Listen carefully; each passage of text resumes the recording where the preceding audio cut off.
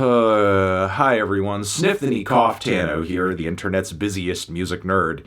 And it's time for a review of this new Infinity Knives and Brian Ennals record, A City Drowned in God's Black Tears. Here we have a new collaboration album between multi-instrumentalist, producer, songwriter, Infinity Knives, as well as producer and rapper Brian Ennals. I've already said the massive title of this thing. This record, I will say, came by way of a recommendation from a fellow content creator who I highly respect, Mr. FD Signifier, who had a hold of this thing before it was even out. He was hype about it. He said I had to try it. So if the content of this record rubs you the wrong way in any way, blame him. But yes, these two are based out of Baltimore and have collaborated on a few full-length records already, be it King Cobra or Rhino XXL, and they have kept things to a pretty grimy and experimental sound the entire time. Well, experimental in some ways, very blunt and obvious in others. Instrumentally, aesthetically, genre-wise,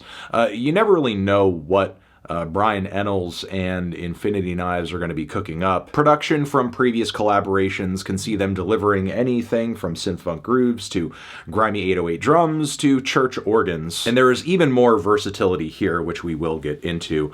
Meanwhile, Ennals usually comes through with a total barrage of strong, blunt force takes, dealing in his view of the world, sometimes also his love for cocaine. And it's all packed with the kind of irreverence that'll most likely get you dogpiled on Twitter by a bunch of freaks who claim to care about free speech. You know the type, total edgelord, but will melt down over bars like, Chris Dorner is a mother effing legend. I know that dude's in heaven. After we eat the rich, then we go murder the reverends. Which honestly is a pretty vanilla set of bars when you compare that to other passages lyrically on this album. Truth is, though, Ennals isn't here just to offend right-wingers throughout this record. He kind of has it out for everybody a little bit, though he is pretty consistently punching up much of the time.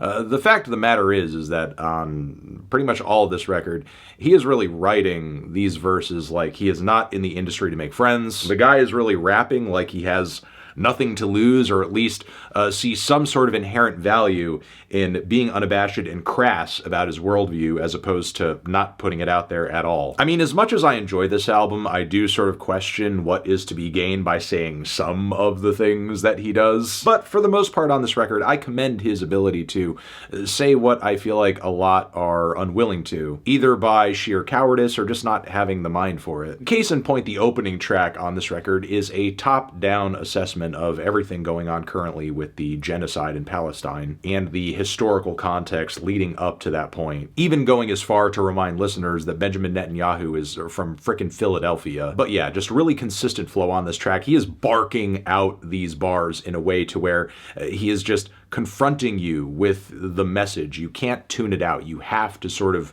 grapple with what Brian is saying on this track in such a way to where the song comes off less like a rap song and more like an impassioned filibuster. Meanwhile, these epic synth layers building up in the background on this sputtering beat just have no right sounding this cinematic. So yeah, it's a pretty strong start to the record. The following track, again, Brian is coming out of the gate unapologetic, saying that he's happy that the woman who got Emmett Till killed is dead, which is a start. Even making more religious punches as well, saying that God is a snake and the whole garden, garden, Adam and Eve, that whole thing was a setup. Shortly after this, going into, one of those old school hip hop lyrical routines, put your hands in the air and wave them like you just don't care. But yeah, he's doing this over all of these ambient buzzing synth layers, proving that Brian can pretty much rap over anything. There are also some unhinged Jack Harlow bars on the track that I don't even want to start to get into. However, I do find his commentary pretty smart about, given some of the shortcomings morally of those who helped formulate the genre of hip-hop,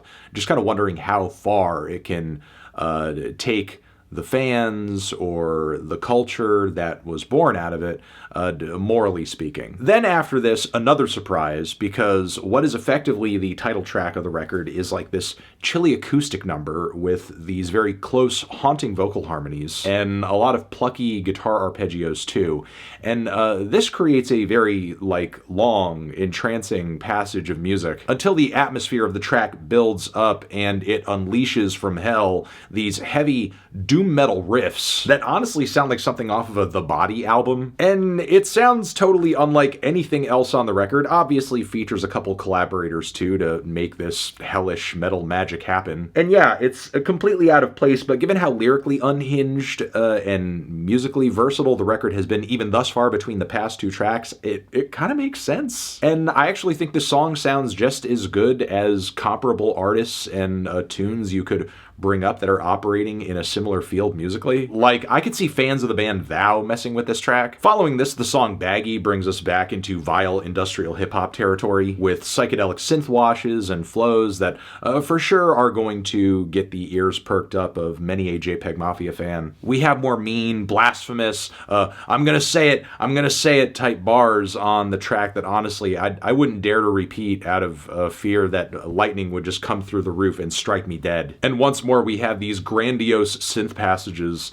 that sort of escalate like in the first track and sound like something out of a John Carpenter cut. It's eerie, it's beautiful, it's lo-fi, sounds like something straight out of a horror film. And yet, again, somehow it works.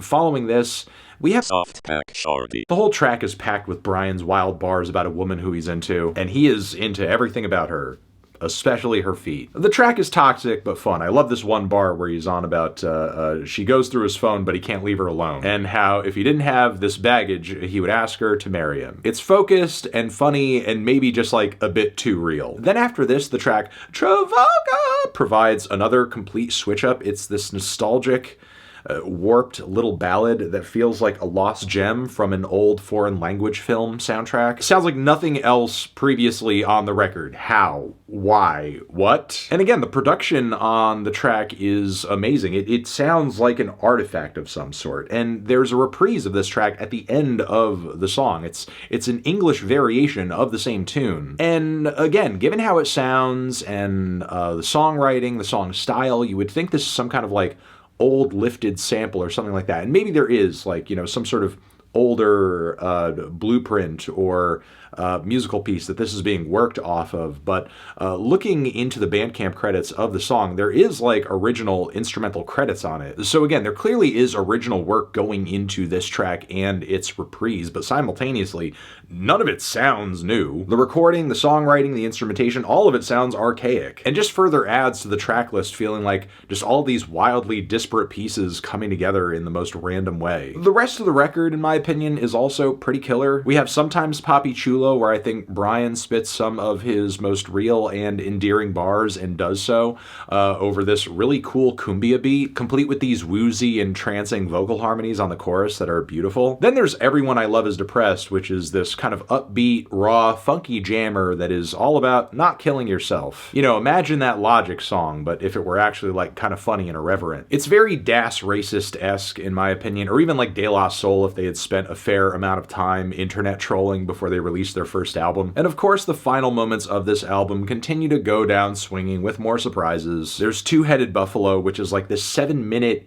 indie folk ballad, which again, what? Yeah, it's this rootsy lo-fi indie folk piece that is super long and expansive and honestly sounds like something that could have been on the latest Big Thief album. This record feels like if I had a really cool rap friend and he wanted to make me a mixtape of just like some of the craziest, weirdest stuff that he's into, and it just so happened that on some of the tracks he just decided to spit on them. And I don't know if I could say this song is like one of the best tunes I've ever heard in this field, but it's surprisingly good considering it's not like the bread and butter of the record, stylistically speaking. And then we have a live cut which sees Brian delivering these part spoken, part sung vocal passages over some beautiful orchestral instrumentation from the Mind on Fire Orchestra. The whole track feels like a random, somewhat twisted musical theater piece, which after the randomness of the track list up until this point, why the fuck not? And the track does in a weird way kind of soften him a little bit. As awkward as some parts of the vocal performance are, it does reveal that there is like a lot of pain and trauma behind his very sort of outward and aggressive in-your-face energy. And like I said earlier, the final track on the record is like that reprise of that TREVOGA track, but now in English it's "Oh, trouble." But yeah, City Drowned, after kind of perusing Brian's and Infinity Knives' previous works, is most definitely their boldest work yet together. Brian's writing and personality and sense of humor and perceptiveness across the record is impressive. He always has something to say, even after he's been saying a lot. And the musical versatility of this record is just like something to behold. It's all just so random and done so well, but by that same token, I sort of struggle and wonder, like, what will the audience for this record be? That's kind of difficult to spell out and explain because it is just so wildly versatile. I mean, maybe the record could feel a little bit more cohesive. It is slightly, I think, all over the place to a fault. And while I do agree with a lot of Brian's points across this LP, there are moments where it feels like he's just being edgy for the sake of being edgy. With that being said, though, I was thoroughly impressed with the vast majority of this record, and I'm most likely going to find myself coming back to this album again and again throughout the rest of the year, even if there are a couple of tracks that I'm most likely not going to be in the mood for all the time, which is why I'm feeling a light to decent 8 on this album. Transition, have you given this record a listen? Did you love it? Did you hate it? What would you rate it? You're the best, you're the best. What should I review next? Hit the like if you like. Please subscribe and please don't cry. Hit the bell as well. Over here next to my head is another video you could check out. Hit that up with a link to subscribe to the channel. Anthony Fantano, Infinity Knives, Brian Ennals, forever.